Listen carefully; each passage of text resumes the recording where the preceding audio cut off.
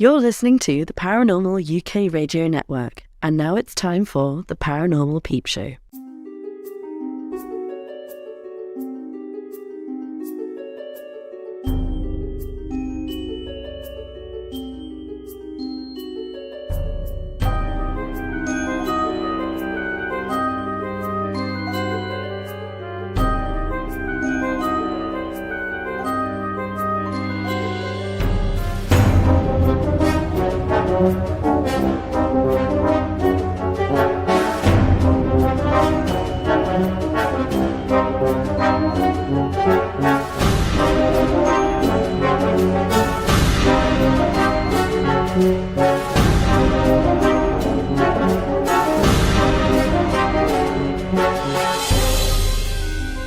Welcome, you're listening to the Paranormal Peep Show on the Paranormal UK Radio Network, and I'm your host, Neil Ward.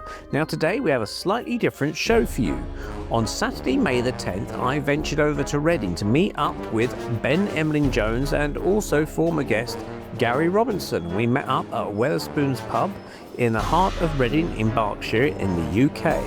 And we discussed all manner of things, but of course we did come back to the woo subjects. So stay tuned for the Paranormal Peep Show live in Reading. Hello! Hi! It's us! It's Ben!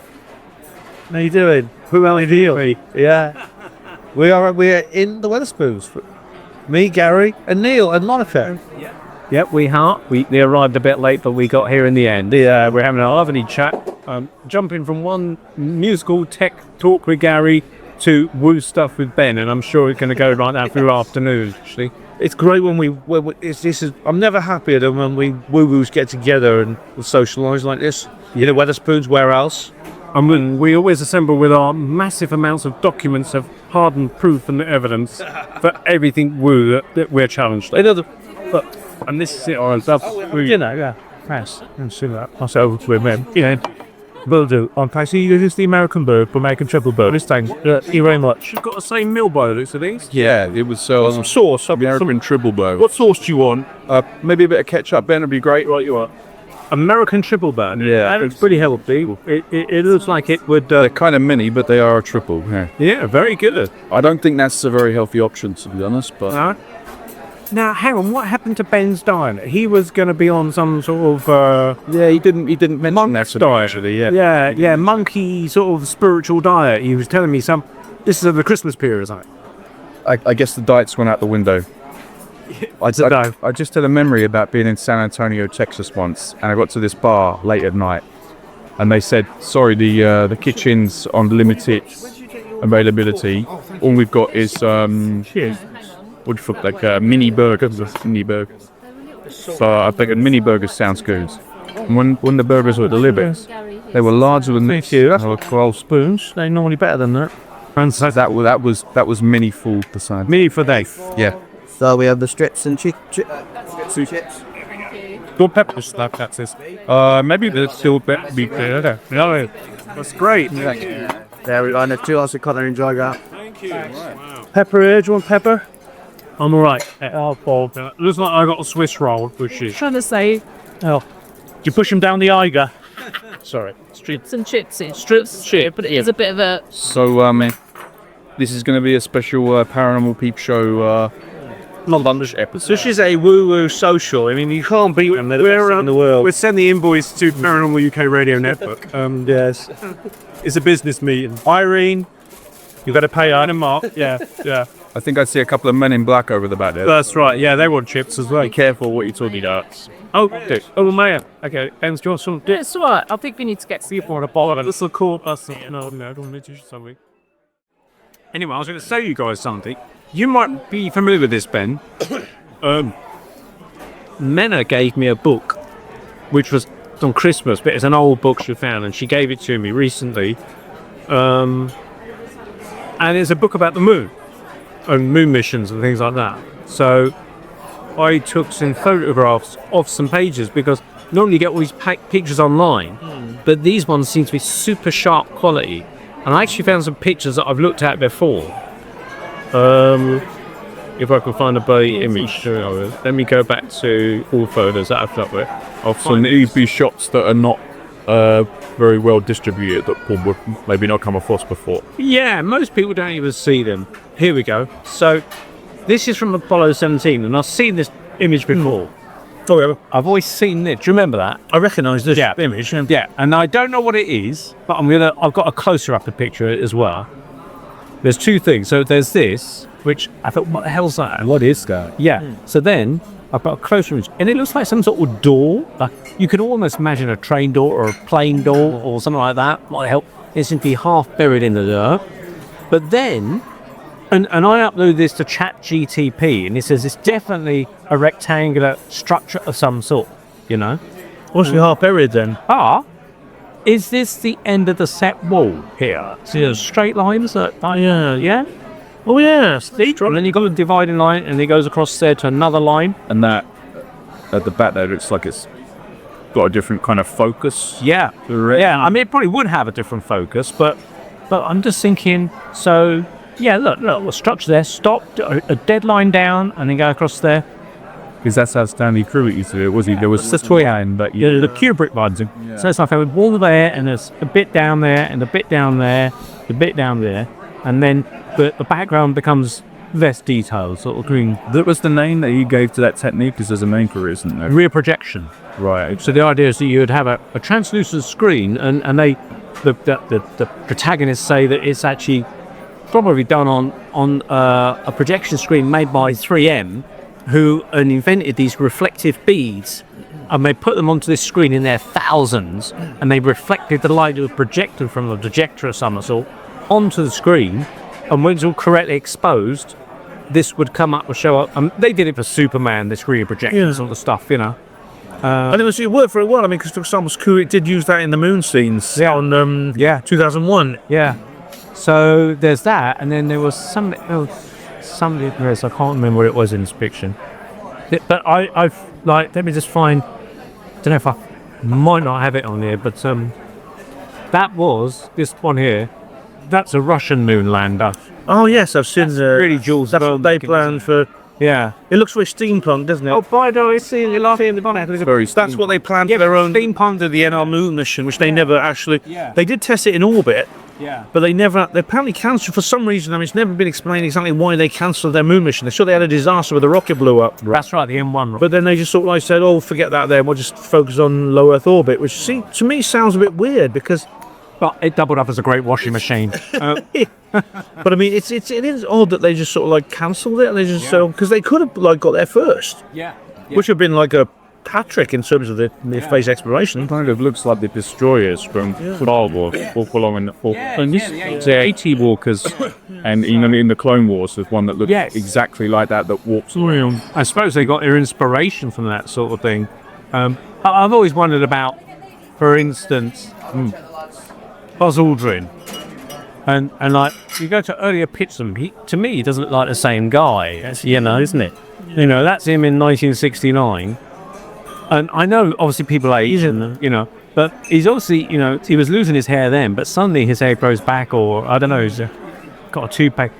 He does look like a different guy to me. That is very strange. We would never know if they were actors. And life actors. People. I mean, I do know that he's been out of the media lately because he's been sort of like, because he is unfortunately suffering from dementia, he's been letting slip a few things that he shouldn't. Yeah, definitely time to retire. Yeah. But this is, by the way, have you seen Saxon has got a song about Roswell? Who's got this? Saxon. Saxon? Yeah. I mean, old heavy metal band. I didn't even know they were still going. In fact, I thought they were all dead. I assume they could have died of drug overdose and gonorrhea years ago. But no, they're still good. They did an international tour 2 years ago. I mean, they're in their 70s. It's a really quite amusing seeing them prancing around on stage in leather. They got these 75-year-old guys with long white hair. Yeah. They did a tour, and they got a song about Roswell. It's called "There's Something in Roswell." Wow. Yeah, I wrote an article about it like a couple of days ago, and I was really surprised because I'd not heard of them since I was a kid. I had no idea they were still around. Wheels of Steel and Strangers in the Night. It's like I was never a fan of them, to be honest. And the live albums of theirs some years ago, and I used to know a few bass lines on them. Right. They were. Here we go. This is it. Look. I had no idea they were even still alive. Oh, ads. Bloody ads. You know, rock stars don't normally live that long. I say drug overdose, gonorrhea and stuff. I think they have lineup changes, and normally it's the central core guy of the singer. There's Biff and the Biff Byford, and there's the other one. I can't remember his name, but they've been with it since the beginning. They've been there literally 50 years. Oh, but they've had some new one. That's him. Yeah. 76 or something years now, and then all the others are almost as old. There used to be a bass player, Steve something or other his name was, and he used to have like a baseball cap hat. Yeah, I mean, I think he's still in it. He's still there. He's changed his hair, but he's still in it. I know you... He was going bald at the time, so I don't think... Oh, no, go ahead. Go ahead, have it, yeah. But, I mean, they haven't changed their style. I mean, they're still very 80s, aren't they? Yeah. Look, the head banging along the hair and stuff. Still very glam rock, new wave, kind of heavy metal side. You can't really hear the... but look at the images. You can't really hear them. Wow, there's something in those. I like that. Look. Oh, wow, cool. Let's see, look at the images there. That's a picture they do it, yeah. No.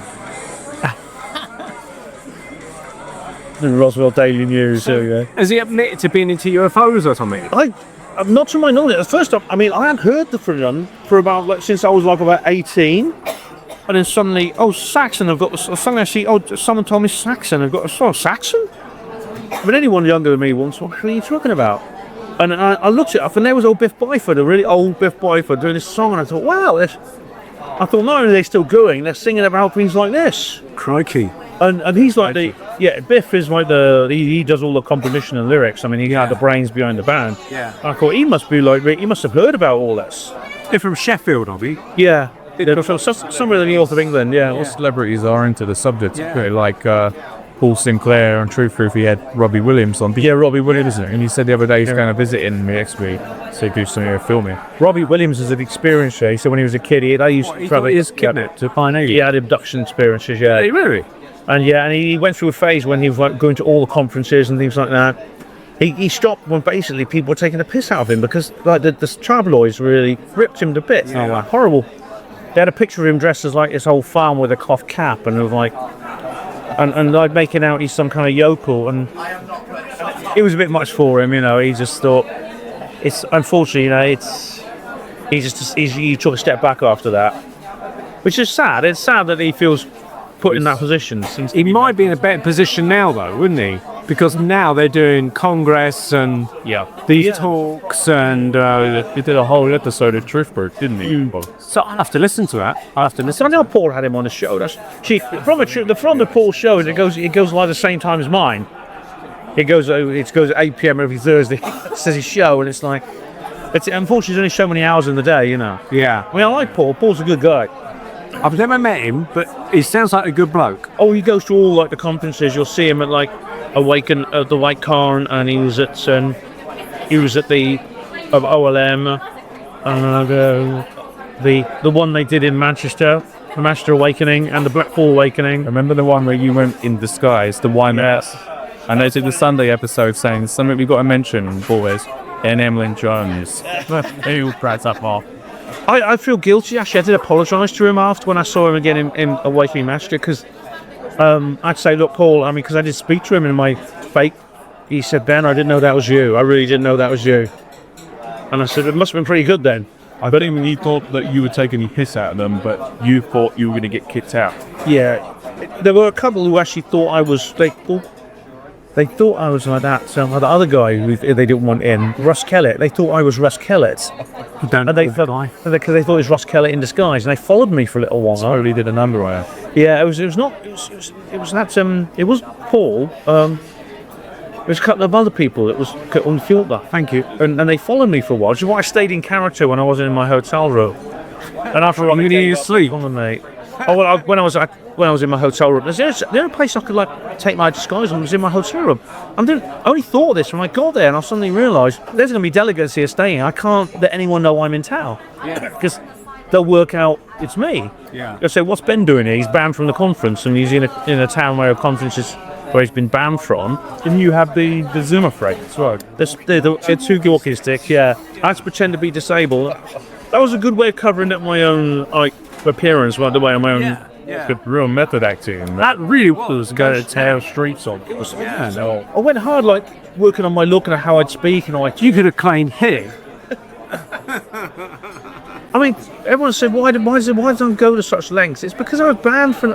I just got so upset at the Chris Bailey. Was it a ban? Because I keep hearing different things. Oh, we didn't ban you. We sent you a ticket. I don't know what the truth is. He literally said to me, I bought a ticket, and he contacted me saying, why have you bought a ticket to my conference? I said, I want to go. And then there was like a pause, and he said, Ben, you know Sasha's going to be there, and Alison, and David Young, and all these people are going to be there. And now David Jones is. Yeah, exactly. Feel free to record this. It's all right. Everyone knows this anyway. And he said, you do know they're going to be there, don't you? And I says, yeah. And then I expected him to reply, but he didn't reply. But then like a few hours later, I got a message saying, Ben, I've returned your ticket, man. I'm afraid I've got to ask you not to attend. I can't believe the good order will be maintained if you're there. And I said, look, Tris, I'm not going to cause any trouble. And he says, unfortunately, I don't want to take the risk, so could you please not attend? And I was like, really? That upset me because I've never been banned from a conference before. It's not nice to feel unwelcome. No, because I mean, if there was a criticism you could make of me, I suppose you could say that some people find me a little bit overbearing. In other words, I get over enthusiastic, and I get conference fever, as I call it, where I get just a little bit wild and I get a little bit intense, and I get in people's faces. And I become a bit exuberant, too extrovert, and some people find that intimidating, and not through any fault of my, But I mean, that's the only real criticism you could make of me at a conference, and that doesn't warrant a ban. Yeah, I mean, you are at a conference, so you've got to get into the spirit. Yeah, and I do it. It goes to my head sometimes, but apart from that, you can't make any criticism of my conduct. I've never given any course. I've been going to conferences since 2006 when I went to Probe the first time. I've never, in all that time, ever given anyone any cause of concern about my presence at a conference. I've been invited to speak at many of them, and I've spoken at many of them. So you were first probed in 2006? I was probed deeply. In fact, I was kind of hooked from the moment I got there. I literally was. I thought, this is for me. And I've been to almost all the other ones since, until conference shut down. And so, so that was very upsetting. So I decided to, when the conference restarted after the letdown, and Outer Limits Magazine 2 came along, I managed to get hold of a ticket. Never mind how, but I managed to get hold of a ticket from a third party, shall we say. Okay.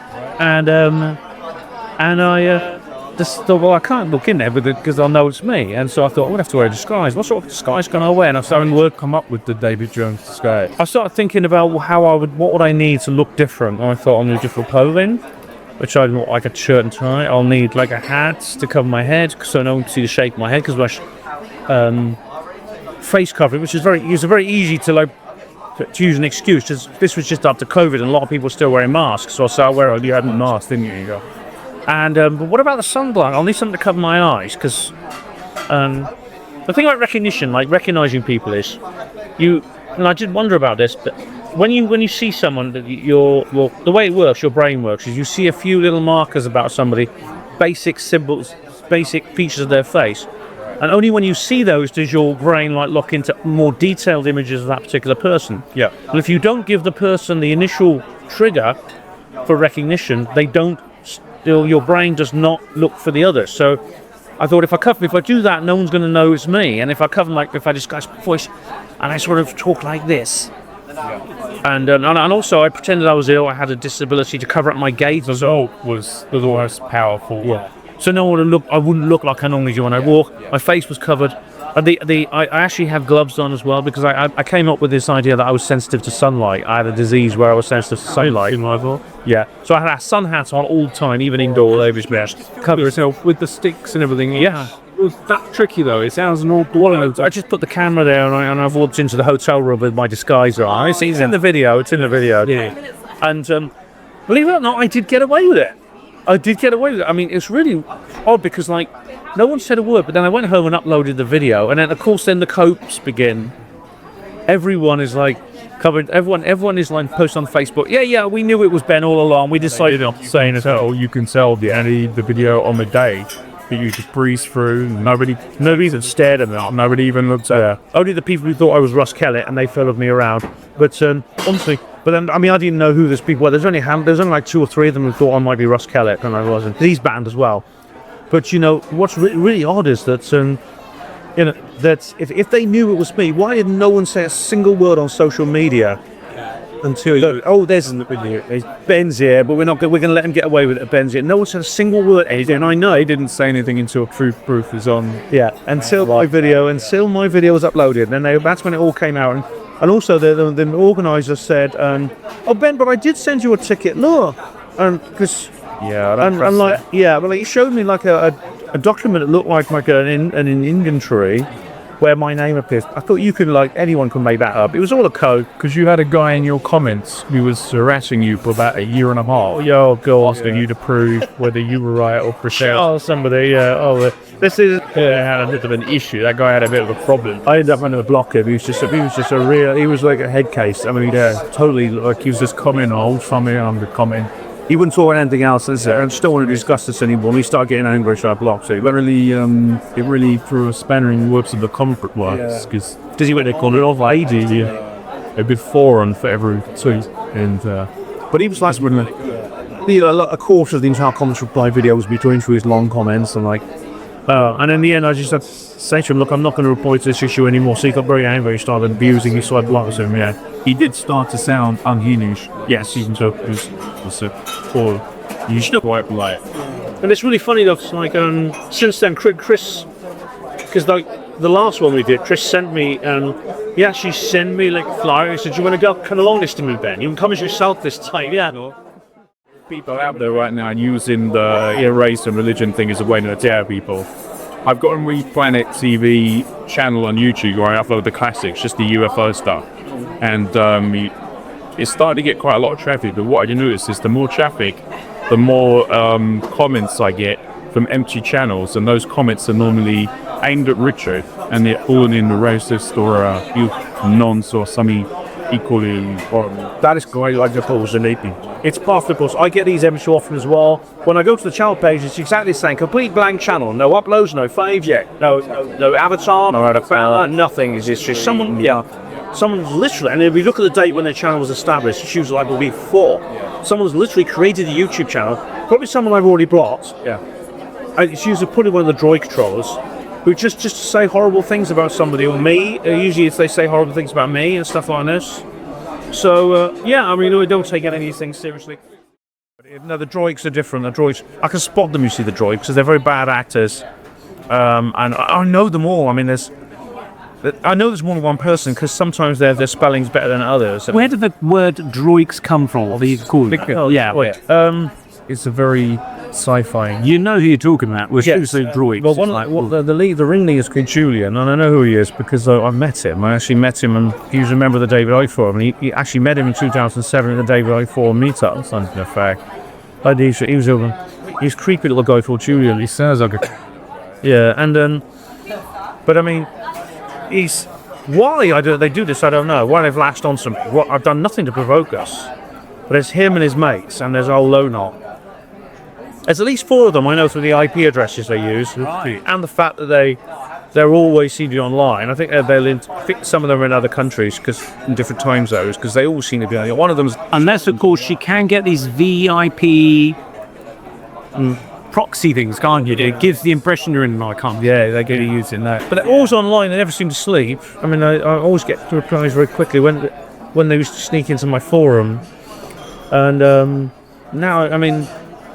But then he was exposed because he had another proxy called Tiswas, this was like a character who was like an old Indian lady who loved cats. And I found out that Julian was Tiswas, you see, and I realised that they were through the IP addresses. I realised that Tiswas was posting from the same IP as Droid, and I realised that Droid and Tiswas was the same person. The Droid thing, I don't know. I think it may come from John Drake. Because he was one of his proxies he used on the David Icke Forum. He used to do the same thing on David Icke Forum. He used to keep joining and mouthing off and then got banned. He used to come back with another username. But the John Drake is supposedly one of the names, or I don't know where the idea is. Cancer the Prisoner. Want to know who number 6 is? Mr. McGowan's character, and apparently there's some theory, and I don't know how they came at his name's John Drake, and that was shortened to Drake, and eventually it was like corrupted into Droik, and I've known him as Team Droik ever since. The horrible word, it paints a picture of like something dodgy old looking wrong. That's exactly look. But you went to meet him for a fight in Watford, wasn't it? Challenged him to. I just got fed up with him one day, and I said, "Look, this because he came back. He joined the forum under the username. What's the username? I can't remember. I've actually preserved it. I preserved the thread, but it was like the avatar was like Charles Bronson, not the actor, but the prisoner that no one could control. The guy that he was this big bald guy. He was so violent they had to put him in solitary confinement all the time. Yeah. He seems like quite a character. I mean, he was an artist and everything, so he had this sensitive side to himself. Anyone who went near him, he just punched him in the face. But then he started mouth locking him to this, and in the end, I just said to him, "Look, do you want to meet up? I can't do this anymore. Let's just meet up and have a little discussion about this man to man, face to face." And this thread went on, and I was like challenging him and kept pushing him. Come on, and he was making excuses. In the end, I cornered him, and he agreed to meet me in Watford at this location in Watford. I think that they were there observing, but then be that thing. Otherwise, he would have gloated. No, I don't think so. Otherwise, he would have probably taken photographs and said, "Oh, there's Ben. He's got a plastic sword and a cricket helmet on, or something." The guard for had a box on as well. Because I just thought, what if he does turn up? And also, I quite like the cricket helmet because there's a sense of fair play and things like that. And the plastic sword is kind of symbolic of it was only a plastic one. It was a toy sword. It's symbolic of conflict, about dealing with conflict on a spiritual level. The sword is often symbolic. It's like the tarot card you're taking around with you, isn't it? It's kind of yeah. It's a masculine symbol of chivalry and things like that, and the rightful use of force and things like that. And I thought I'd take the plastic sword with me in my bag, and then of course he never turned up. And then I made it a massive he was all those years they were mouthing off Bill Line, and they didn't show up to. When it came to a real life confrontation, they shrink like everyone else. That's typical of trolls. You challenge any of your trolls to meet up and they won't turn up. They don't have any yet. I know, Jack. We should do a troll conference. Unfortunately, it's simple, but it's difficult. But well, no one will turn up. That's the problem. Yeah. But that's it. But it's guys who's walking there. It's not a man. They will just say, Davy Jones. Why won't you stand? The Davy Jones stand in front of me and say, "Why don't you stand in front of me and say these things to my face?" I mean, I always say to them, I make no secret of where I'm going to be in the future. Maybe there's no. You could record this if you like. You can put this in if you want. Yeah. Maybe they only enjoy doing it online, and if they maybe if they met you in real life, not only would they not have a problem with you, but there'd be no fun. It's like, oh, well, hold on here. This isn't the situation that I enjoy. I enjoyed being slagging some little boy over in there. They certainly wouldn't have the guts to look me in the eye, stand in front of me, and say the things they said to me online, the horrible things they've said to me online. Things I had to call the police at one point because they were literally excusing me. They were literally, they were criminal defamation at some point. Saying I was neglecting my daughter and stuff like this. Horrible things they said about me. And I was like, they just don't. But I did say to them, you know where I'm going to be. I don't make secrets about my movements. I don't have bodyguards. I'm not Stephen Greer. I don't have these ego guards he has. I will. I say I'm going to be at the Pro conference on this date, or I tell people I'm going to be at this. I'm going to be at Lapis, or I'm going to go to this conference. I'm going to go to the Wake and Aware conference. If anyone wants to join you, I'll see you there. And I said, you could come and say these things to me in the face any time at any of these events. So if they wanted to punch up by now, they'd let you. Yeah, but they don't. And even Sue, they still do it. And maybe they're like teammates. Some of them are. I mean, I know that even after Watford, Droik has been Droik was the one who he did this offence archaeology thing on there with Peter Robbins. He teamed up with Peter Robbins. Well, he contacted. Peter said, "I've been contacted by this man called Bob Brown." I know that's one of his aliases, right? And he showed me. He's know what that was an alias. Well, only when he read my article and sort of my read. He fell for this. Yeah. Well, it's what they made Peter aware of something true, but it was like offence archaeology. They pointed to a rather unwise post that I put in when was it? Right in 2008 on the Dowsop forum. Literally 2008. We're talking like, and this happened over 10 years. Well over 10 years after this happened, and it was like where I'd watched this thing called the Holocaust, which was crushing, right? The extermination of the Jews by the Nazis, and I'd just spoken about it. I hadn't said I didn't say I endorsed these ideas. I just spoken about it, and this was like, and he said, look, Ben wrote this in 2008. Regardless of what you say about that subject, they will use it again. Yeah, and that's the only time I've ever mentioned it, and I don't believe that. I mean, obviously it needs to be investigated, but I mean the political situation is so intense. You can't actually, and people can go to jail if people speak. But the Peters, he shared this with Peter and said, look, you think Ben doesn't hate Jews? Here's the proof. He put this one post on the damn Sob forum in 2008. Peter is a Jewish guy. Yeah.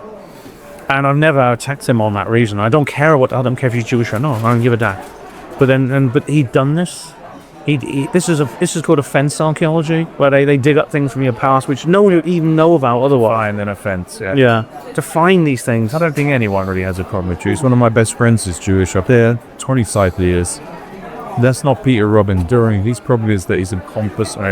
He's a silly compass idiot, and I think his loyalties are questionable. Yeah, I don't care what he is. I mean, and he's betrayed Larry. He betrayed Larry Warren, and when Peter turned against him, Larry was gutted.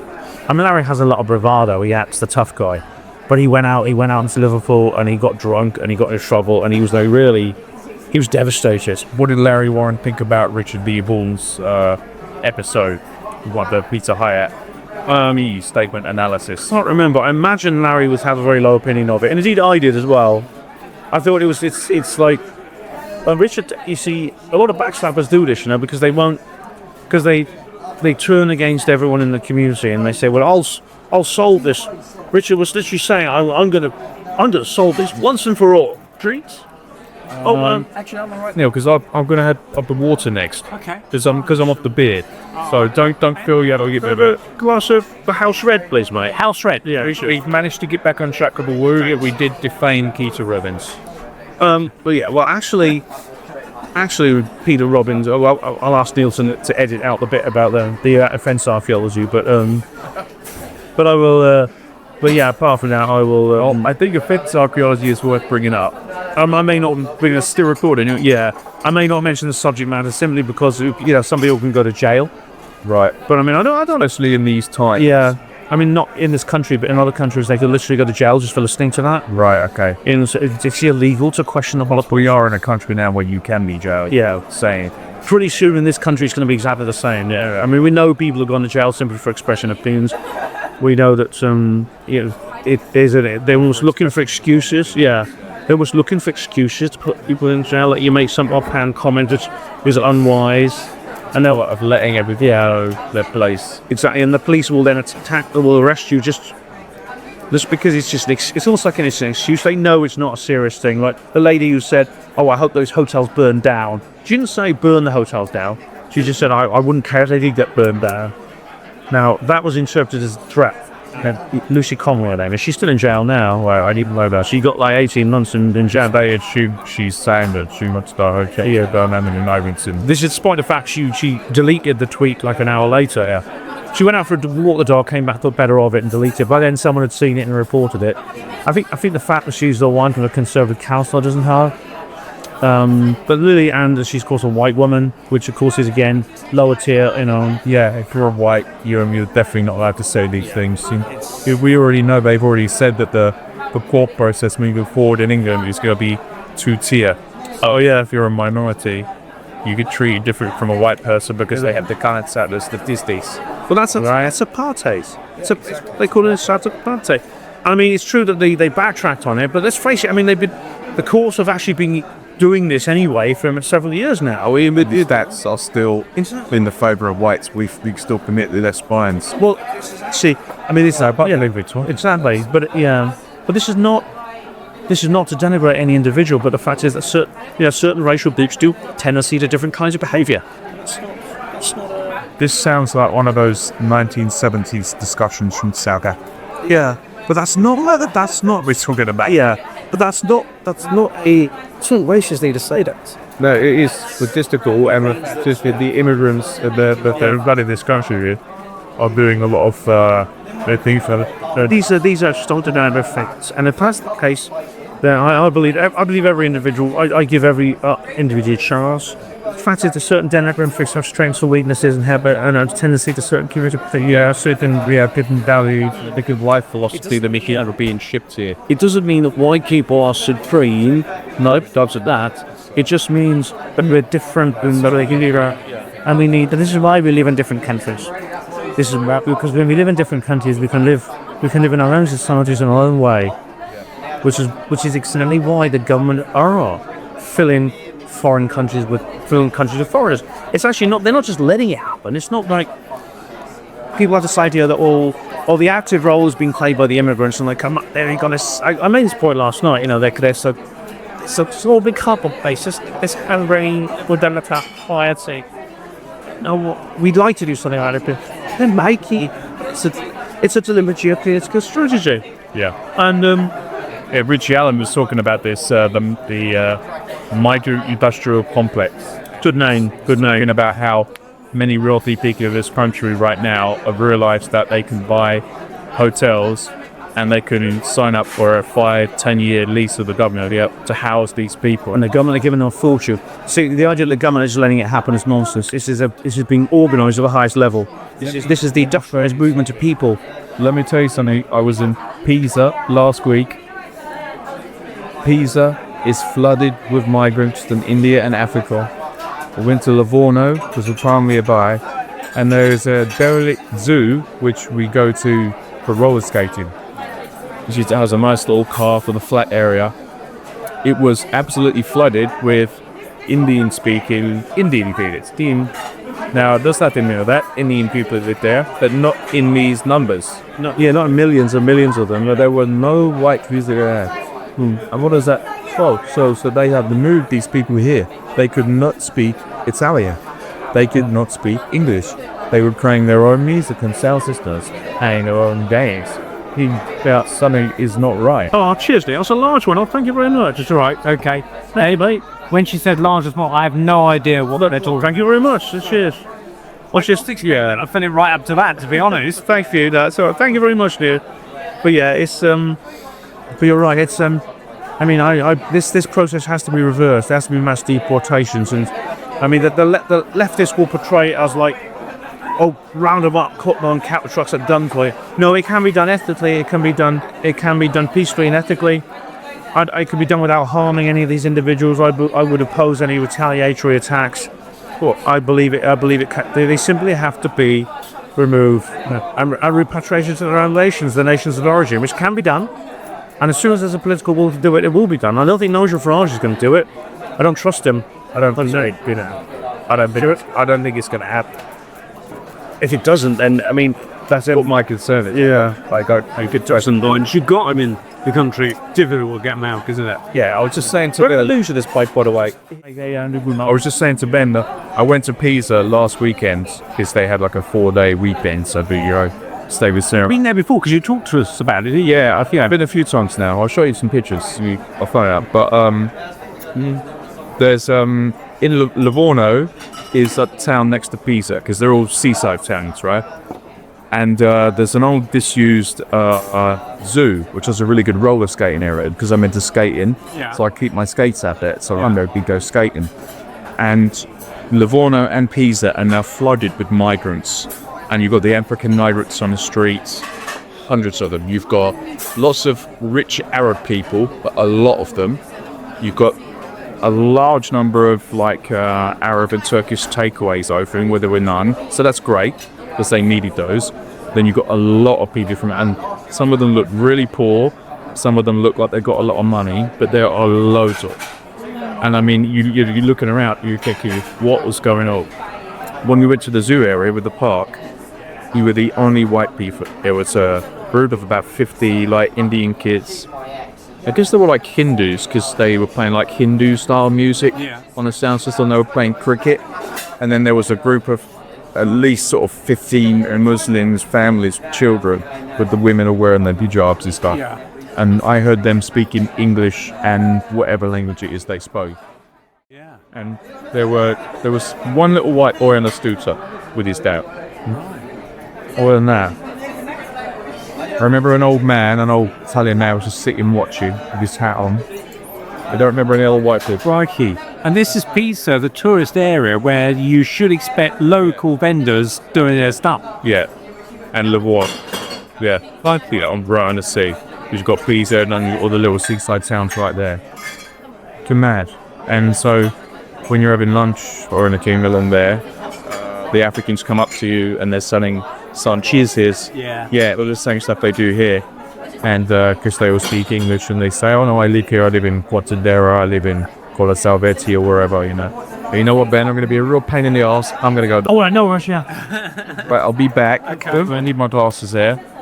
And we'll do some more in a minute. Yeah, I'll finish out some measures. I'll do that. Sure. And then, but one more, maybe one more. Oh, good, I didn't want to leave them.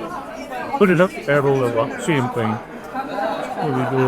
It's like when you go upstairs, like you're in a corridor of the Titanic, is it? See, it is very shaped like that. It's very old. It's very sort of like old road. Yeah. Oh, cheers, Neil. Thanks very much. It's not your house wine. They run out of that, so it's something else. Oh, it's all right. I don't let go. They point me way back in. I'll just have whatever other red they got. I know nothing about wines apart from red and white, and that's all I know. You know. We'll stand up and we'll be back in a minute. All right. But then, get us all on more wound stuff. Sure. I'll just press some. I'll put it on pause for a second. Now, there's a little town here called Chechnya, right? And a lot of tourists go there. It's just a little seaside strip. And last year in the summer, I was there, and we could only go out at night because it was so hot. Yeah. And so it was pitch black, and we were walking down the main boulevard of all the tourists, and we got to the end, somewhere down there, and we looked up in the sky, and this huge white flash went like that, like a real messy white lot, and it wasn't that pipe in the sky, and it basically went into nothing, like to blackness. And she said to me, "Whoa, what was that?" And I said, "I did not know, but that did not look normal." That's strange. Yeah. What caused that? I have no idea. Well, a white flash so quickly and then disappearance. The meteorite Wasn't that quick. It was kind of like that. meteorite, maybe. Was it? There was no thunder or anything. No, it was so like that, and it looked like it was just above us. Well, we'll have a wonderful day. I was listening to Rich Planet last night because they sent out a new episode. He sent it out. Yeah, I mean, I've just downloaded. I didn't have time to watch it. Was it good? Well, what it was, I woke up about 4 o'clock in the morning, needing the road, came back, and I thought, what's the time? Oh, it's 4 o'clock. I'll just check email, just because I can't sleep. Yeah. And he sends out a Rich Planet episode like 3 o'clock in the morning, so I'm thinking, my God, you know, how's that work? So I thought, oh, well, I'll mark that email to check it out maybe over the weekend. But my mind was inactive, so I couldn't sleep. So I thought, oh, so then I'll listen to this Rich. I won't watch it, I'll just listen to it. And I fell asleep listening to it, which is great. But it was old footage of Emlyn-Jones here about 10 years ago, and they're talking about free energy devices. And he says now, in this new program, that he's going to concentrate Rich Planet episodes mostly on free energy development. I noticed he's called it Rich Planet Power. He's given like names of a series. And I was wondering about this, thinking, is this because pressure's been put on him from somewhere? I read. So he's picking a safe. Yeah, sure. The thing is, if he starts talking about false flag terror, you know, I mean, I think I wouldn't criticise Richard because he's done more than most people do to stand up to these fans. He's put his life on that. He has. So many people just cave in, like Alex Jones did. You know, they just cave in and they start like apologising and taking the knee. And Richard didn't do that. Yeah. But you know, obviously he's now under a court order. He had to remove like about 50 of his videos, and if he refused, he'd have been immediately arrested for contempt of court. Right. This means he would face a criminal charge and you go to jail. And so now he has to be very careful what he talks about and uploads because of this damn court order. We have to totally someone spoken to him now and said He's probably been advised by a lawyer as well. Yes. He does. He's Paul. His name is The guy that represented him. Yeah, Paul Oakley. He's a really cool guy. He used to like he was in UKIP and he like wrote for the Light and stuff like that. Yeah. Right. He's a good guy, really good guy. Is he the guy that Richard did an interview with recently? Very done. Posh kind of sounding. I don't know. Yeah, he's very posh. He's a barrister. I mean, Right. I don't know you up strictly, but I met him and he's a really good guy. He's a really nice chap. Obviously, he's not just. I mean, barristers can, like, when I first saw him talking, I thought, barristers will do their job, which is to act like they really support somebody, even if they don't. And their job is to be, it's called acting for a reason. But after I spoke to him in the pub afterwards, it's very obvious he really does believe in what Richard's doing, and he believes in his cause. And funny enough, the prosecution barrister was crap. He was awful. Yeah. He was like the guy who was for the Hibbets, acting for the Hibbets. Yes. He was bloody useless. The Hibbets were the people that didn't know they're being harassed. Yeah. The guy who was acting for the complainants. Yeah. He couldn't give an example of being harassed. No, there was. They had to be pointed out.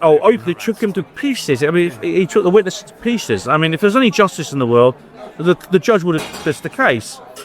But I mean, I was into this barrister droning on like about how Richard Richard had done this and that. He didn't do any health and safety assessments and things like that. And I thought, thank God this guy's not on Richard's side, because he was crap. Jesus. He was crap. So yeah, the Hibbets got the lawyer they deserved. Yeah. And of course, it was all a foregone conclusion. Unfortunately, I mean, I knew the judge was like, her name's Karen Steen, Right. and she's like another one called Lord Malcolm Steen or something like that. With and he's like in the House of Lords or something. And she's a complete. I mean, her track record is total establishment file, and I thought that there's no way she's gonna rule against the That would have been decided beforehand. Yeah, he was decided before. Like the Helen Snowden trial. It was decided, the BBC and people and someone in government got together, and someone in the Supreme Court got together and thought, we got to just shit this guy out. Yeah. And that's the whole thing was decided then. And everyone knows it. And we went along to support Richard. Richard, he's not someone I get on with. I don't particularly like the man, but he didn't deserve this, and he really, really was. What was done to him was done to us here. And it was horrific what they did to him.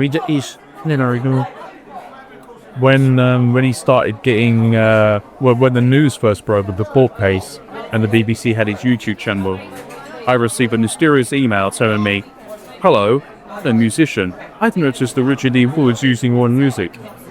I bet he's not paying royalties. You should contact PRS." And I thought, let me think. As a music producer myself, do I have time to research what music is being used? Oh yeah, sure. Yeah, thanks very much. Thank you. Do you know it's really weird because Jackie probably told you this. Well, she got a follow. Marianne Spring started following her on Twitter. That's who emailed me and related, I think. It's Marianne Spring. Yeah. And you know what? The same. Just asked that she blocked me.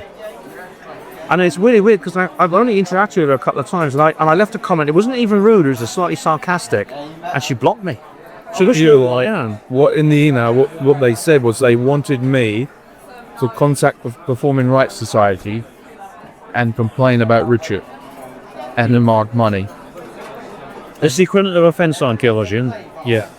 Whereas don't even deal with YouTube revenues. Anything they didn't deal with broadcast and mechanical. So feel free to deal. This is something everyone knows anyway, so feel free to use the recording on this.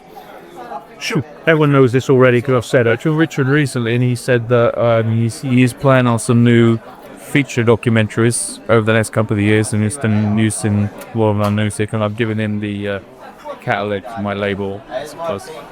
So was it you that did the theme tune to Rich Black? No, who did that? That was a guy called DJ Radji. If I'd done that, I would send myself back to music production school. That was a guy called DJ Radji. Right. Yeah, it's fun though. It's fun, but it's Sanato. So what music was your juicy? In the past, I've just given in selected releases on in all of my labels, each shows in Wood Sponson. In the past, there's a drum and bass track that he likes to use every single time. It's just got a sample of the scale stick every single time. And he says that's a mantra for him because they're doing things again and again that we know they're going to be every single time. That's how he explained it to me. There's another track that I did with a girl called Lip Panda, who's a singer in Arizona, and that was like a favorite kind of fire. and there is no significance as to why he uses it. He just likes That was in the Manchester one, Manchester Arena one, yeah. He just said he likes that one, so he uses that bar. It's a good tune. I like that tune. And I think already, I did wonder where it came from. A lot of people are asking where that came from, and a lot of his music's good. It's like the one he uses. It's for a sort of upbeat tune he used for the Almost Identified one. That was very good. They're strange though. The seats that went on there, Elise, the girl who sang on that track with, she got a stalker, and she's since had to withdraw from online live public, and that coincided with me getting that. That can't be coincidence. I mean, it looks like the establishment is like they're trying to attack Richard in any way they can. So as I said in my article, they get litigious paramilitaries to do it for them rather than passing laws. So this is they wanted you to sue him. This is a promo graphic of me and Elise from one of the latest tracks. That's like the YouTube background. So that's her.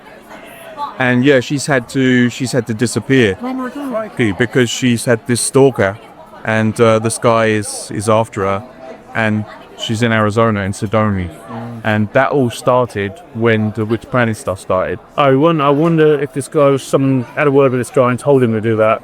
I do wonder. You think so? Wouldn't surprise me. I mean, this seems like obviously there's a very highly organised, very high-level attack against Richard, and because our names are on there. I mean, if you go on the Internet Movie Database, you see our names attached to Rich Planet. Yes. I mean, I'm in the photo with Richard, and it's been in the news with my shirt hanging out. It's really annoying. I didn't tap my shirt in. Yeah, but I'm expecting a bloody call for these people anytime now. You haven't had any hassle yet, though? Not yet. To your knowledge, anyway. No, but they could be building up like info liners. Johnson's hand stuff, because he's also literally dictator. So they wouldn't surprise. I'd be horrified if someone had a go at him just for like expressing opinions. I think I could do it. Yeah, but I do expect people. I mean, Mariner Spring obviously knows who I am, and I do wonder, like, because Neil Sanders changed his tune, didn't he? I mean, he was on a bloody pro channel, BMZ's channel. Yeah, it was. She did this article when he was in for that BBC website.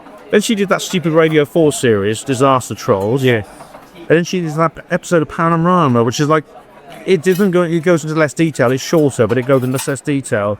Neil was complaining about how that he thought that was it didn't like really represent his views. So I didn't say anything to him, but I just thought to myself, Neil, you're not that naive. You choose to do an interview with the BBC. What do you bloody expect? Yeah.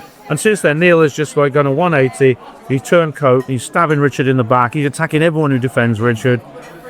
And he's done that to be on the safe side so that he can participate and pretend that he's changed his mind at all and end the fight. And he did a review of my reportage on the whole thing, because I did an entire portal on this, and he was saying things silly. He was saying that I was being silly and I was being immature, and horrible things he said about me. I mean, Brent Lee, I feel a bit of sympathy for Brent, because Brent, I mean, you've only got to talk to Brent, and you can see that he's clearly traumatized. Yeah.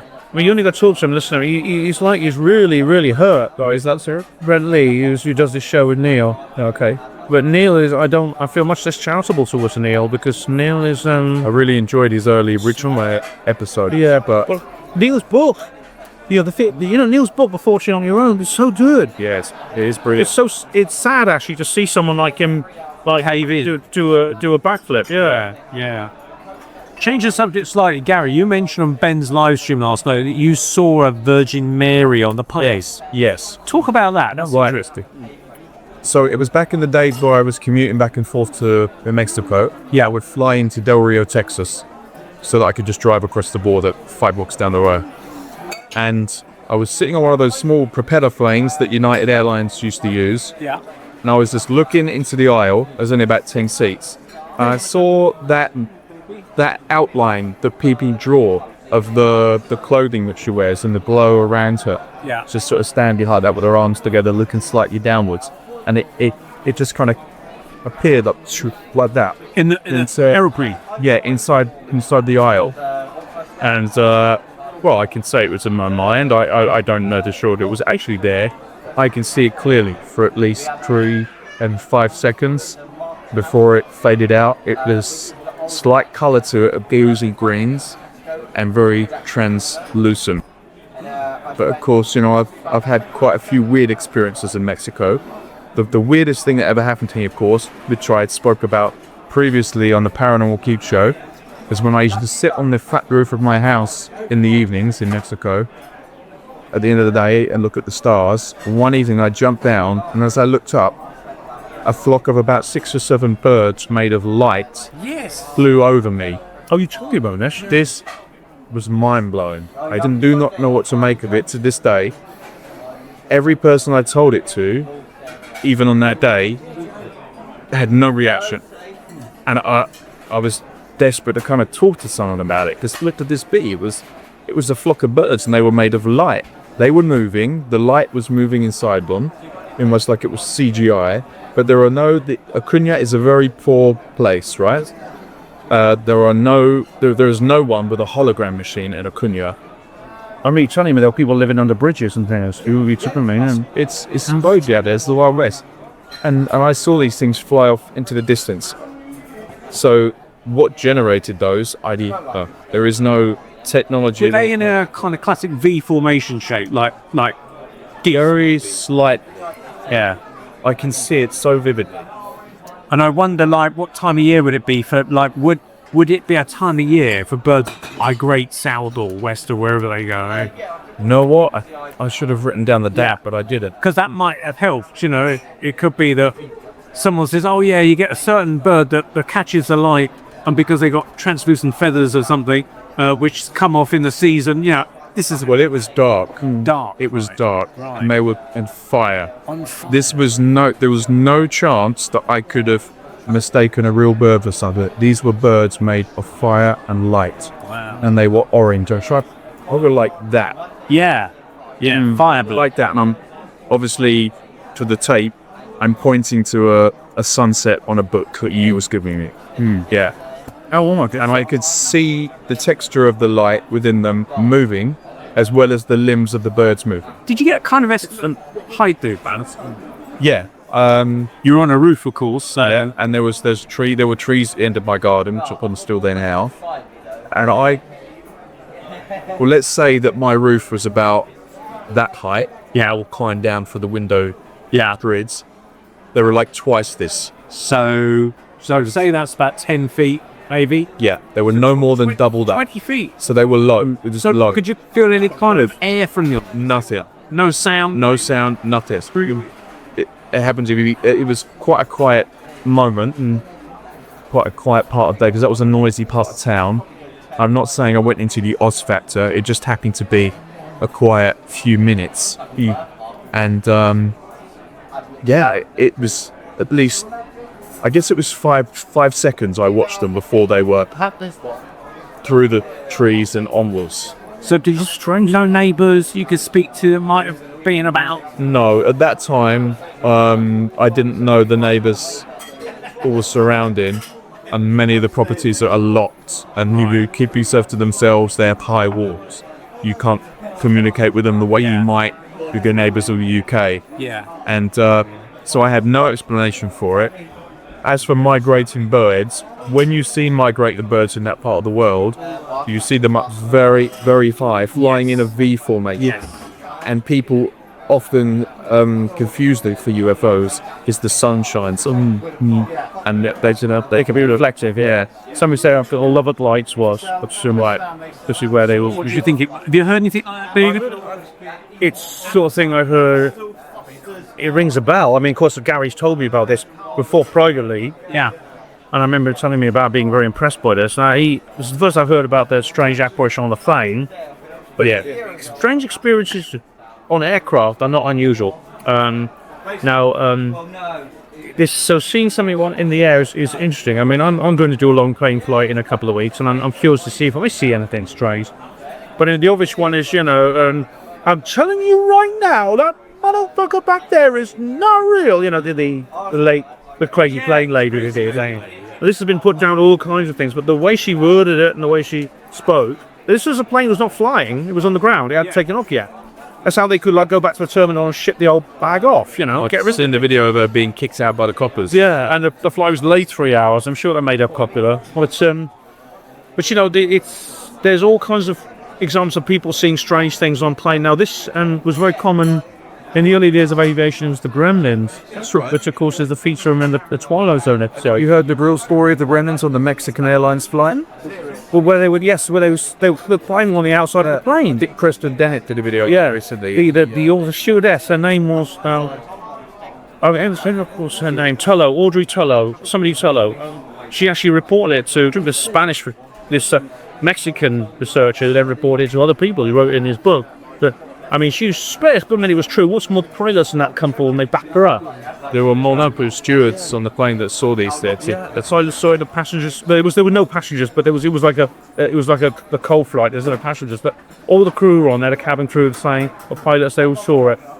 But there's other examples. I mean, a classic one is Vincent Price.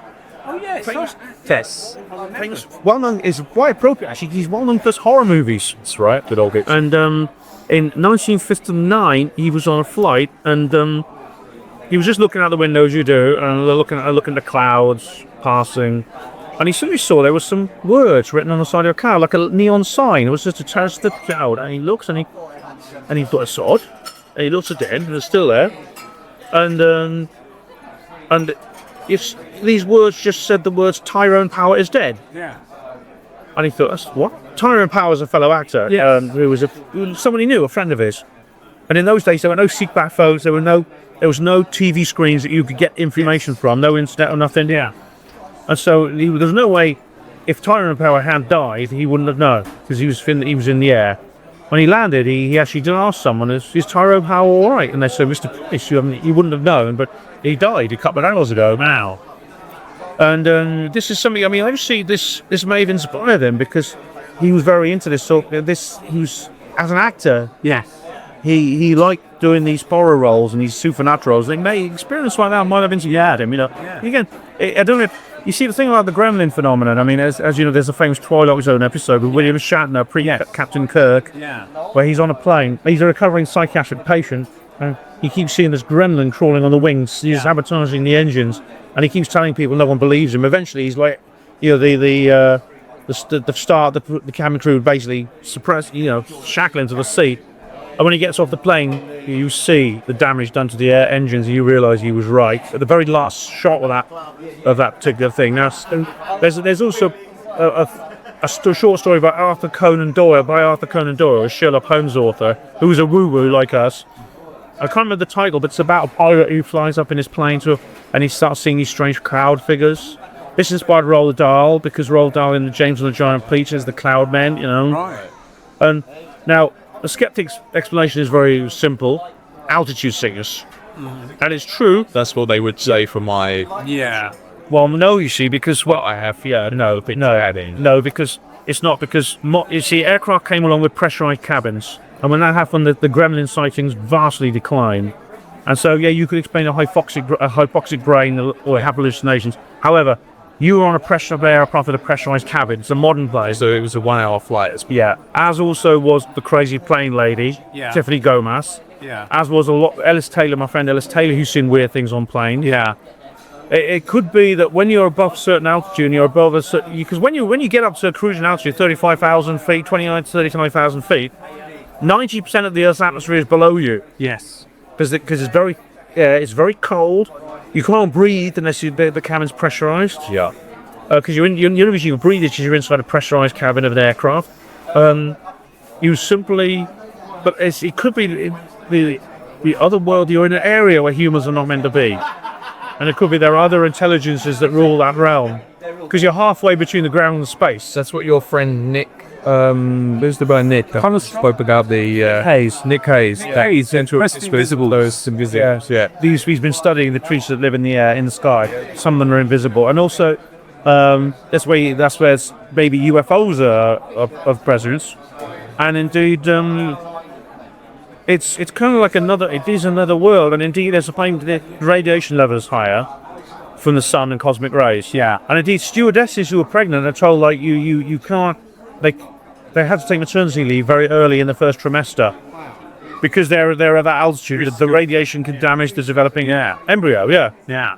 Because people who fly regularly, they could suffer from radiation effects and put the right pilots and cabin crew. Yeah, they do say to pilots that I can't remember what the rules are now, but it's like they will only do so many flights per year or something because they are up above. They get 5 or 6 times more radiation than the average person on the street. It's surprising how many pilots are woo-woos. Yeah. Bruce Cathay is a good example. He's a New Zealander airline pilot who actually saw many UFOs and came up with he also made a note of where he saw them.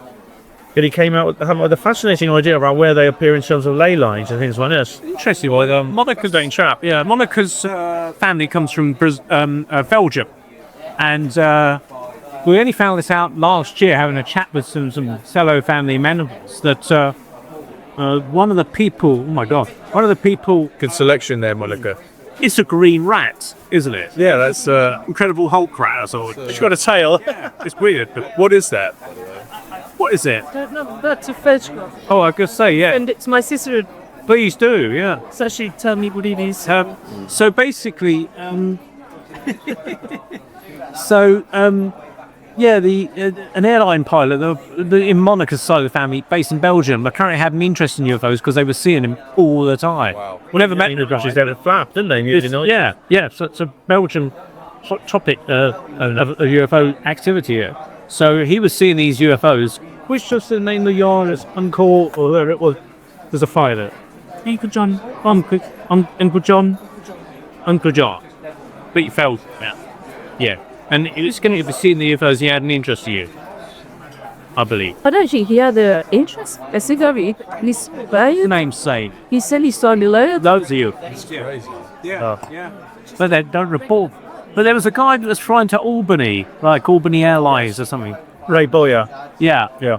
And he saw them, but all the passengers saw these. Was it 2 UFOs? So there were 2. I think it was. I can't remember how many, but he described them as being very large. He said they were cigar-shaped objects, yellow with black stripes or something. And he said, but because he said he could judge very carefully because of the he knew where basically the background clouds and things were. He knew how roughly its range, therefore he could work out its size. And he said it was really big, thousands of feet across.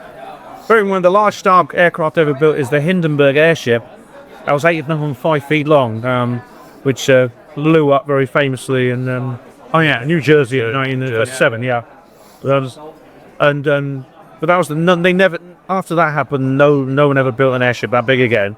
So what is it then? What was he seeing? Yeah. I was telling Ben earlier, and you probably can't use this bit unfortunately, but my younger brother is a pilot in the RAF, and he works on the Royal Flight, so he flies the King most days and the Prime Minister, and has an air of superiority to go with it.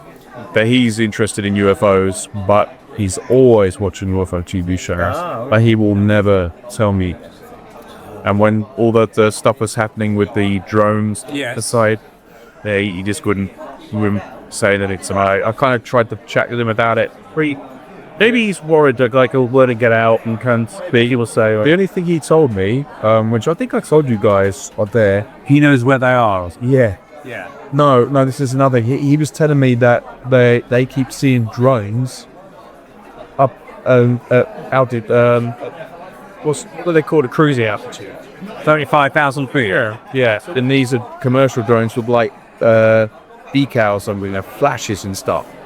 So somebody is flying what we consider to be drones, like Barhead, but they have versions that they can fly up under that height. Well, it's a The hell is going? yeah. Well, this is like my interview with Todd Curtis, which I did on the show before last. If people are doing that, then obviously that's a hazard. That's a hazard to air traffic. You could have a collision which could result in deaths. Yeah. Sorry.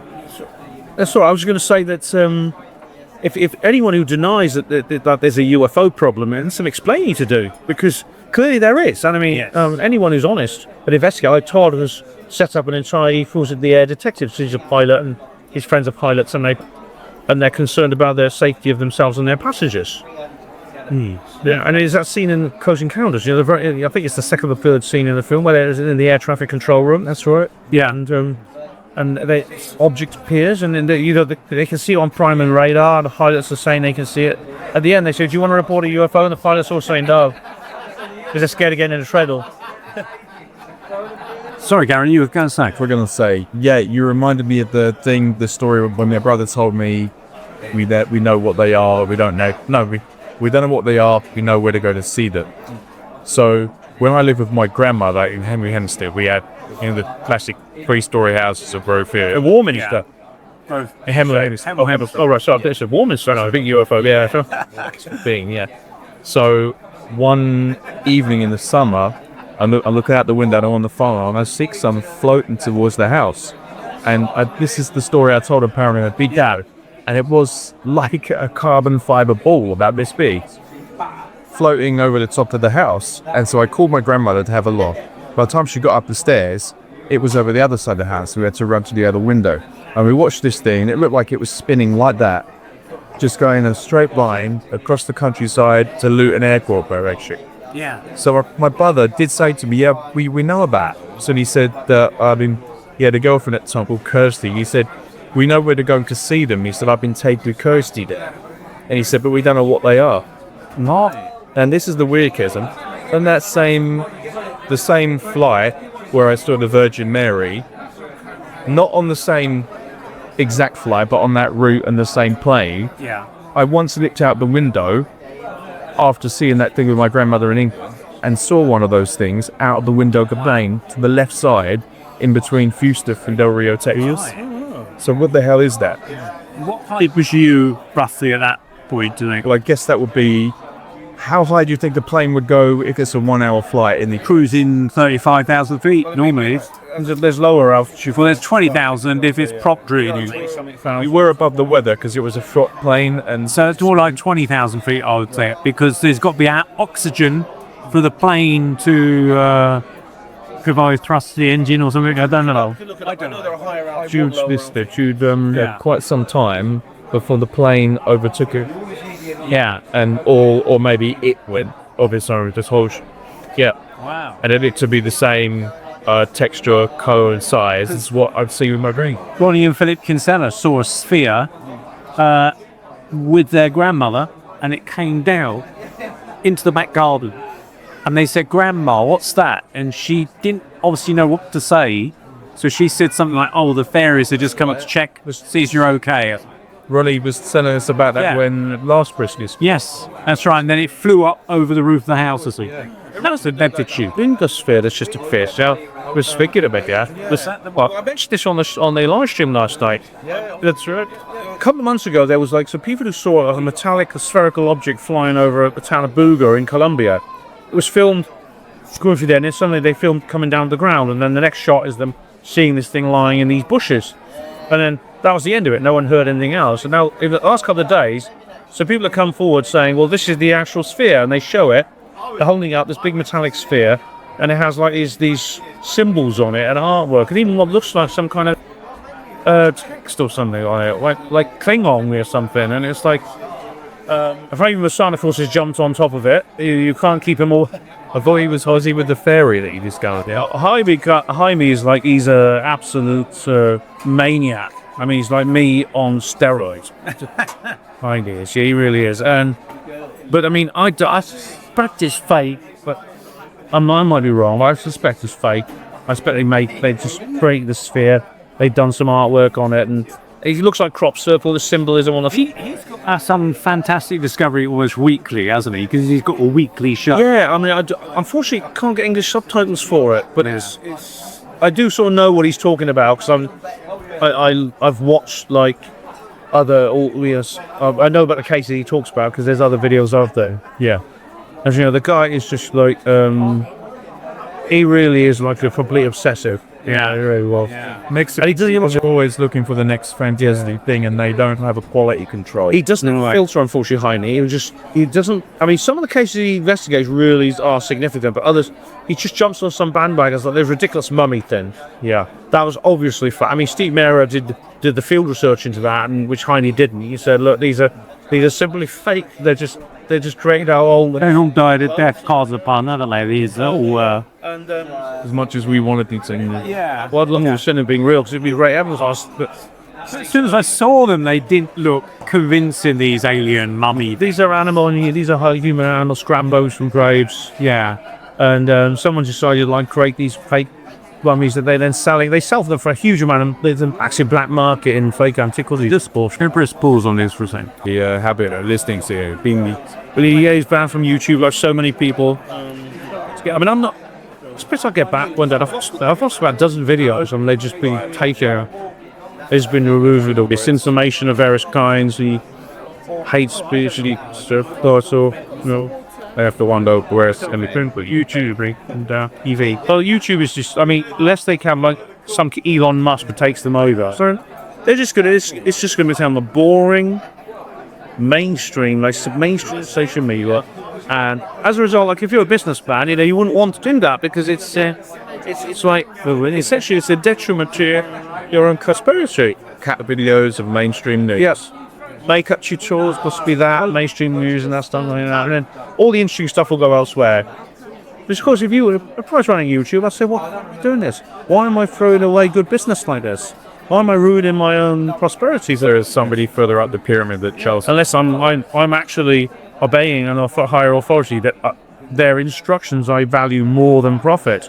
It takes an awful lot for a successful businessman to value something more than profit. that's... The whole purpose of profit is you have to have profit to earn a living. You collapse without profit. Yeah, that's the whole purpose for the business is to earn profit. That's all. Unless it's a charity. So Charities don't earn profit. well, yeah, apparently, but a YouTube is not allowed. There's no charity, So I don't know. It's saying there's a Facebook. I think this is the Zuckerberg has actually backtracked a little bit lately. The sake of his poverty. Yeah, but I still have to use this silly relay whenever I put any of my things on Facebook because my pages are still banned, which is stupid. So they don't like you listing your blogs or your videos or. Apart from HBWA, all my others are banned. That's weird. And Hospital Pause with attitude. yeah, Hospital Pause against the new Hospital Pause Welfare Association. Yeah, that's how. They've started scanning the actual articles for links, and so I have to add the links afterwards. Otherwise, I can't post them. Sorry about the funeral over there. Chucking the gravel over the coffin, please. Yeah. What you want while you're having the potato chips, isn't it? Yes. I just sometimes wonder, if I have someone's watching me, and it's in parallel, but my shadow banning is getting really intense. I was on my live stream last night. I had 19 viewers. News at one point. I had more people commenting than I had viewers. No, it's just the same for Mark Oyersky. You've been very hunted to useless to under 100 for each video. Can't be real. They did say the real subscriber base is quite large. They are just they give me fake stats. A blogger does the same to me. All my actors have the same number of stats. It goes up to about 25 and it's money higher. It goes out one review per day after that. And even when I deliberately didn't share an article on social media to see what would happen. Yeah. The same thing happened. Yeah. Same number of people saw it. That doesn't make sense when I'm not sharing it. Yeah. Doesn't make sense at all. You have the same number of people, don't you? Yeah. Same people. That's not real. Those are not real stats. That's the thing. They're not real stats. Yeah. So, your large T-shirt, Ben, was that made by you because you ate the lard at the conference? Or Made me. I won it. you won the... Yeah. Okay. It was on the one occasion. I've done the lard eating competition now 5 times. So far, I've only got one challenger. There's another guy called Ben. He's won 4 times, including the most recent one. Right. I won 1 year. Yeah. The guy that won the rare book about cryptids in England a century gone by. Richard Freeman also provided a real The book is insane. I had an online. I can't remember what the book is called, but it's a book about strange animals which were recorded in England throughout history, for which we have no record. And there were stories about some kind of lizard creature written about quite seriously that people would encounter in the woods in England. And I think it said that they would be safe if they were in a person carriage. Wow. You ever heard of them? No. And someone likened it to the thing in Star Wars, the things in the those lizard things that they drive around on in the desert with dewbacks or blurred, but it's I don't know. You've got kind of dinosaurs in your style, but I don't know. yeah. But I mean, there are the things we talk about, the things you used to read about woo-woo encounters and stuff like that. They go back throughout history, and they've been seen by people. It seems to be something perennial, actually. Yeah, throughout history, you find reports of people encountering beings like this. They'll use different names depending on the culture. Like in the past, they didn't say aliens; they would say fairies or sprites or various things. If you listen to the description of them, they're pretty much the same. And the same as what people encounter now.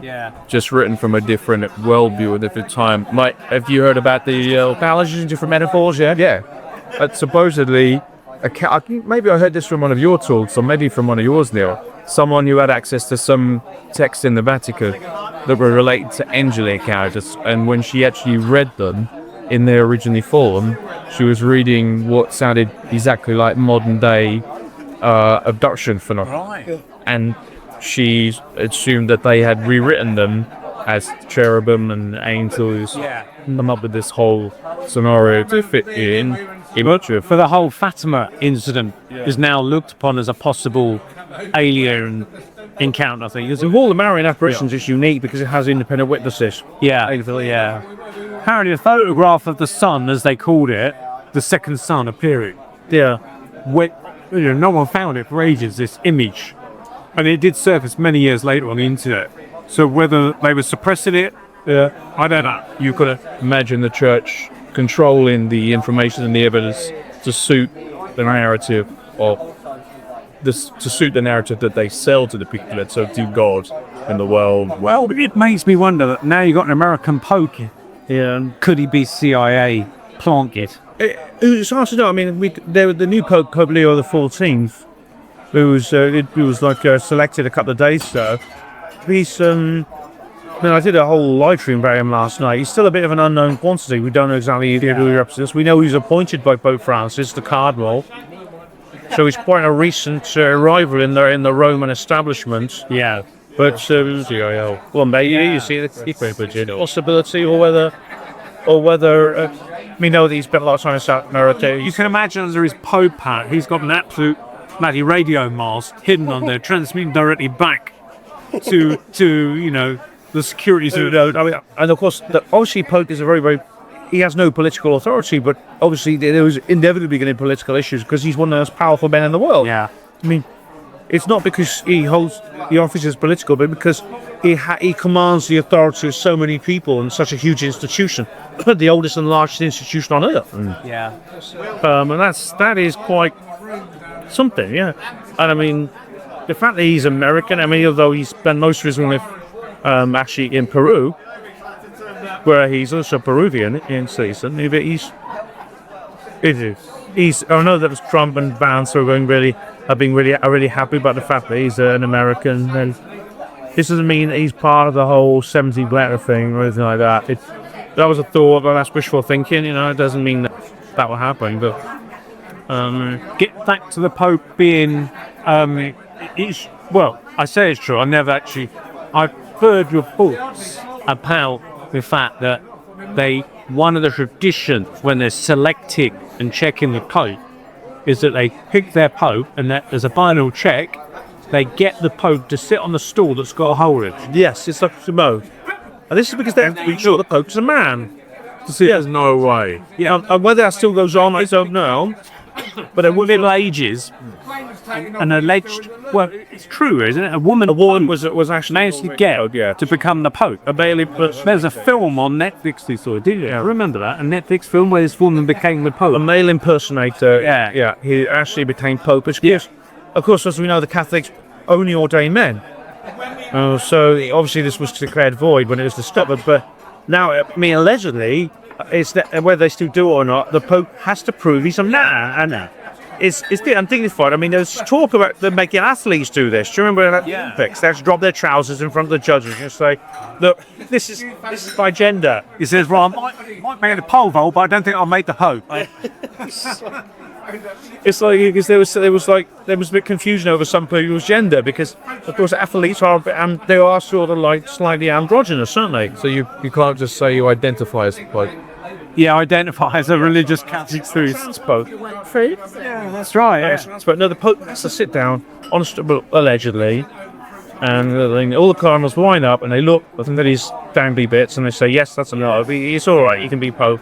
But that's in those issues. I don't know if that's like an urban legend. It may be an urban legend, or maybe it still goes on. I think it's one of these traditions. This is how it's portrayed as an tradition. Yeah. You could do it with blood tests and X-rays, or these days it's probably done from DNA or something. yeah. Cut out the middleman, literally. Cut out something, yeah. Go straight to it with the storyline. I think that's why they had. It was that desperate to me. I hope they would actually do that. I mean,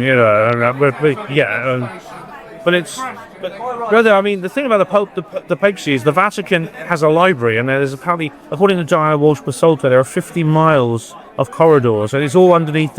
You say, where do they put it? The Vatican's only like a couple of hundred yards across. It's such a tiny state. It's underground. A lot of it's underground. Yeah, goes down like thousands of feet, and they got and there's all kinds of rumors about what might be down there. We know that they took documents from the various places around the world where they had missionaries. One of the jobs of the missionaries all over the world was to gather evidence, collate it, and send it back to the Vatican. And You think about it, anything is supernatural, related that goes against the narrative of the Catholic Church that they're selling would be locked away. There's rumours that the real third secret of Fatima was never revealed. And the Pope put out in 2000. It's supposedly revealed. Was it an assassination, of course?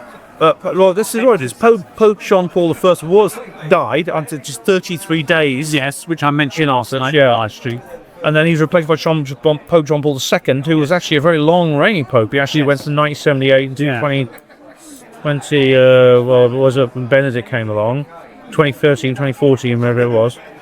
And then, of course, he abdicated, which is very unusual for a Pope to abdicate. He died in 2022. Yeah. Very unusual for a Pope to. Popes always die in office. Yes. He was only the second papal abdication in history. And then they have Francis, and then of course then you got to Leo. And the thing about it is there is the Pope. This is what Danny Sheehan's talking about. It could be the Vatican will be the disclosure nation. Yeah. And it's all good. Small countries seem to be the ones that are most open to this, because all the major exopolitical initiatives over the last few years have come from these little tiny countries, these micro-nations, such as Grenada, an island in the Caribbean 10 miles across, St. Gary. And where's the biggest UFO conference today? San Marino. Again, a tiny little enclave inside Italy. Was that right? San Marino has a big UFO conference there. Yeah, it's a nation you could walk across and fight in an hour and a half. It's a very, very small nation, and so maybe the Vatican could be the disclosure nation. And we know they have the information. David Grush mentioned the 1933 Magenta UFO crash, and then the skeptics and the backslappers were going, "It's not real," because they listened to Grush and they looked at the skeptics and what they said about it. But they didn't read the original documents, which were gathered by Roberto Canotti. He wrote an article called, it's like a booklet, a pamphlet called the Fascist UFO Files. Sounds dramatic, but it refers to the RS-34. In the early 1930s, Benito Mussolini, the fascist dictator, he set up RS-34, which is the world's first UFO governing department. So this is the Arrow. Or Nick Post's UFO desk many years earlier, and in 1933 in Magenta, which is just outside Milan, actually in Lombardy, there was allegedly which was covered up. It was a typical Roswell thing, although this was over a decade before Roswell. It's 15 years before Roswell. Well, there was this UFO connection. They covered it up. Now, one was basically, fascists said they fell at the end of World War II after the US invasion. Mussolini passed this evidence, including the flash direct, onto the Vatican, and then the Pope at the time, I think he was pious, he then back-channeled it to the Americans and then there was the invasion. Then the invasion happened, and I wonder if they kept anything. Yeah, there must be records there, you see, because then of course Mussolini was then killed and hung up. He was strung upside down in a petrol station forecourt, and but the records must still be there, the Vatican. Yeah. It could be that the new Pope knows this, and therefore he could decide to go public. He could do the disclosure thing and say, well, yeah, there was a crash agreement in 1933. This is why I'm fascinated to find out. Danny Sheehan has done an entire interview in News Nation all about this. Yeah. Really interesting stuff, in it? It is incredible. Funny enough, you're talking about Mussolini being hung upside down. I didn't know he's in a petrol station. It's pretty cool. It was pretty. But my granddad said, who was in the Second World War, he was a military policeman. He said he saw Mussolini hanging. Now, when I was a kid, I never knew who Mussolini was. I just remember saying, oh, I saw him hanging. Now, I never knew until all these years later that he was actually hung upside down. I just was hanging by the neck. Yeah. But then I've read reports that not many Westerners or people from outside of Italy were aware that he was hung upside down until many years later. So I don't understand how my granddad saw him, because he was a military policeman, and I understood that he went out to Italy. So I don't know how he saw him. If kind of contradicts the official version. I don't know. It's just the story I was told. They shoot you first, or you see out. Yeah, did they drag him? They just beat him to death. Yeah. They literally beat him senseless. Yeah, his wife as well. They just beat them senseless and just hung him upside down. There's photographs of it. Yeah. And is it a reason to hang upside down? There's something symbolic, isn't there? It's a kind of like to dehumanize. desecration. Yeah. Sounds like it's like a mafia thing, doesn't it? Yeah. It's a desecration. It's not just hanging, it's punishment. So they hang them upside down. Yeah. It's a reversal of the previous order. Also, it's their pockets, and they can get some change. Yeah. And there was a lot of change coming out of Mussolini's pockets. Yeah. Well, I mean, obviously, it's just like in Germany and other places, the Allies plundered the vanquished Axis powers. Yeah. And for everything, including like scientists and things like that, which hands probably for paperclip. Yeah. And people like Werner von Braun and Hans Kammler and Werner von Braun operated completely openly in the US under his own name. He got away with it. His war crimes record, I mean, literally that guy should have been hanged at Nuremberg because he was literally firing ballistic missiles at London. Yeah. Which is a war crime. It just goes to show what's really important to powers that be. Oh, yeah. Not justice or protection of their own people and their friends, but to harness the power up. Yeah, so that they can have the biggest stick. Yeah. If someone is useful, they will use them and they completely and ignore that. And they'll wipe clean their record. Yeah. It's like what Saddam was saying, all the trouble they went to get him, but then. In 1983, he was in the US shaking hands with Donald Rumsfeld, and I thought to myself, why didn't they just grab him then? Yeah. Save all the bother. But of course, they didn't because he was useful. Werner von Braun was useful to this. I mean, the rocket, supposed lunar rockets, the Saturn V, were based on those original V2 missiles. Yeah. These are the world's first ballistic missiles. Yeah. Liquid-fueled rockets. And he was basically... He's basically used that when Hans Kammler ended up in the US under a fake name, along with several other people. Right. So it's elbow. Yeah, it's all right. And because he was involved in anti-gravity research.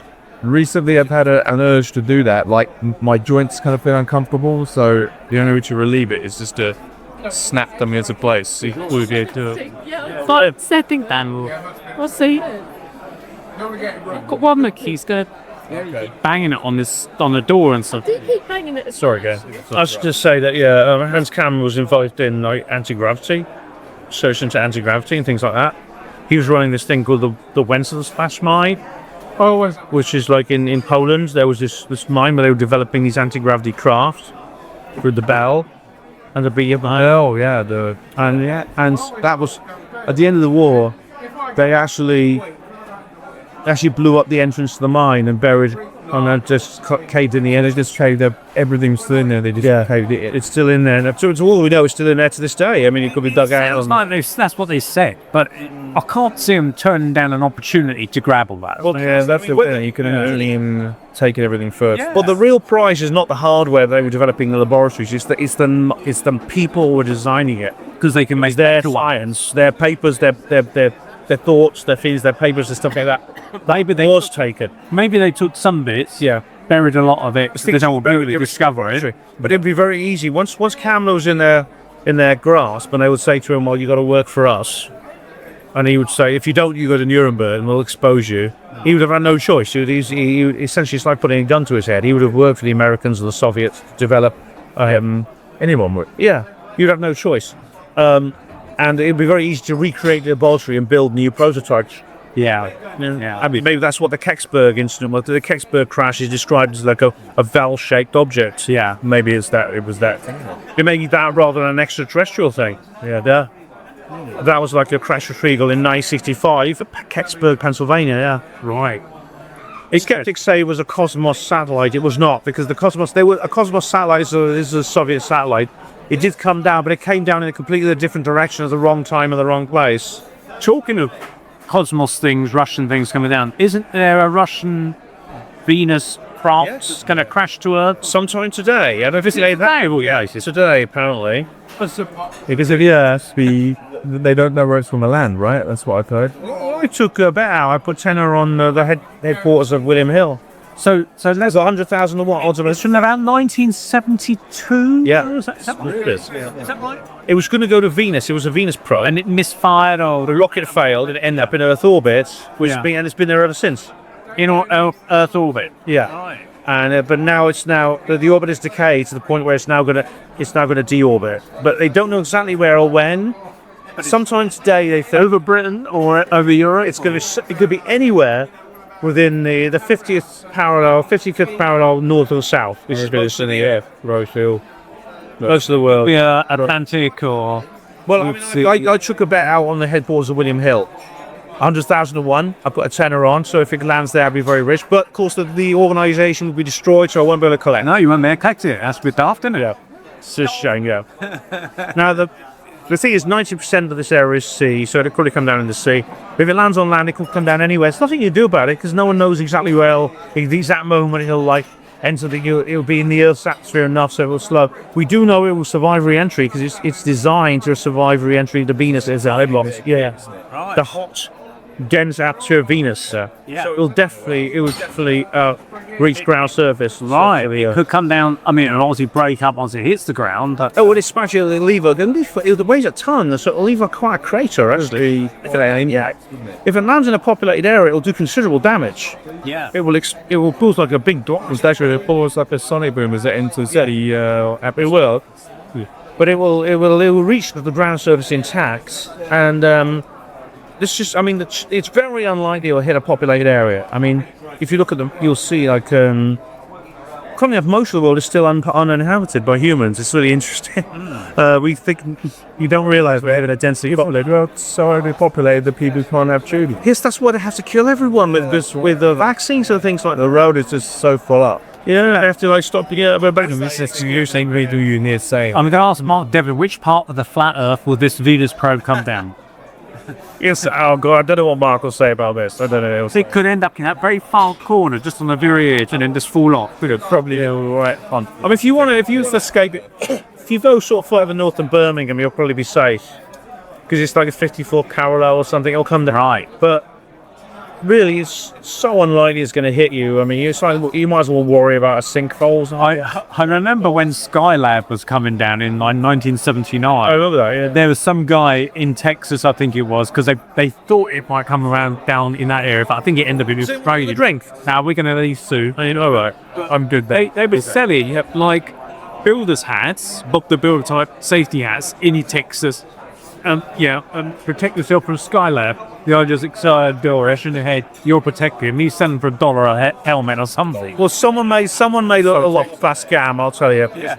I mean, the thing about it is, it's so unlikely. I mean, it's possibility that it's like worrying about having it's worrying really about you're walking under a building and it falls over at that moment or something like that. Walking under a tree when there's no wind and it'll fall over at that moment. There's someone made a lot of that's a scam. That was an absolute scam. I mean, there was some problems. But there was an early. I think it was one of the Salyuts, one of the early Soviet space stations. Sometime in the 90s, it was abandoned, and the Roscosmos just said, "Well, let it. It'll come down. Eventually, it'll decay and come down." And then everyone, the United Nations, and people saying, "You can't let it do that. It's got a plutonium reactor on board. It was powered by nuclear power. You can't just let that come down anywhere." Because it was it would devastate the environment, not just the explosion, the radioactive waste. You got to give it a controlled deorbit, or it lands somewhere in the middle of the Pacific Ocean or somewhere. So they had to send up a crew of astronauts up there, and they had to arranged and controlled the orbit so it came down somewhere out of the way where it can't do any harm. You'd think they'd send up Bruce Willis, at least Bruce Willis. Oh yeah, send them up there, screw this glacier, alien, whatever it is, and then just fire it off into far orbit around the sun or something. It's tempting to do that. It's like, there was someone so going to just fire radioactive waste up into space. Well, firstly, it could blow up while it's being launched, which would but then you basically the whole area around the space center is like off limits for 100,000 years. Yeah. Or it will you go up in orbit, but it might come back. Yeah. Things just leave a certain area. They go through keyhole. I know this because of my space weather reports. They go through keyhole points. So wherever you start something going around in orbit, it'll usually come back eventually to where it started. Yeah. And then you'd have this thing. Then we'd have it go crashing back down on the Earth in like 150 years or something, or with all this nuclear waste on board. It would it'd be really pretty awful. I mean, that won't be pleasant, will it? and the whole nuclear power thing is obsolete anyway. It's not needed. It's pointless because we have free energy, which they know that. Yeah. Yeah, the Dogman will be getting that anytime soon. But you never know. I mean, I think maybe we will. And I hope so. I think do so. Yeah. Or what do you think about all the old, the ancient Tartaria stuff? Because I keep seeing more and more of these photos where you get like a building from our era, like the Edwardian buildings or something, and then they're excavating them, and underneath you get like this Tartarian building way under street level. And in Italy, in Livorno, I keep discovering these buildings, and just like those Tartarian architecture, there's a whole train station area that they are refurbishing. It's currently off limits, but you can see it from the road, and it looks like ancient Tartaria. If you look up Livorno train station, across the road in the actual train station now, there is a building, the extent it's ancient Tartarian, and it's currently being refurbished, and it looks like it's from another world. It sounds really, it sounds bizarre, but there's so much evidence for this. It's really uncanny. The pictures of children in chimney sweeps is that the adults were gotten rid of for the reset. And there's like that whole film of San Francisco before the earthquake, 1906. Yeah, and all those buildings in Australia and San Francisco that.